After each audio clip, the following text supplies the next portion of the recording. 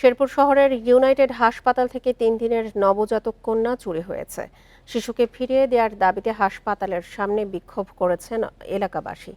স্থানীয়রা জানায়, বুধবার রাতে শহরের চাপাতলি মহল্লার আবেদা বেগম ইউনাইটেড হাসপাতালে ভর্তি হয়। পরে সেখানে সিজারের মাধ্যমে মেয়ে শিশুর জন্ম হয়।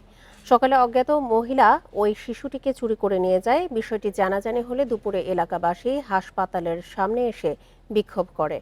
এদিকে চুরি হওয়া শিশুটি উদ্ধারে অভিযান শুরু করেছে পুলিশ। তবে এই ঘটনায় এখনো কোনো অভিযোগ দায়ের হয়নি।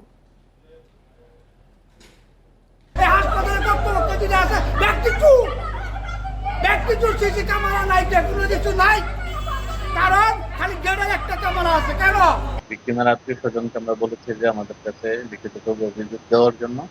আমরা অভিযোগ পেলে আমরা আইনানুগভাবে আগাবো। আর এমনিতেই বাচ্চাটাকে উদ্ধার করার জন্য আমাদের টিম তৎপর আছে।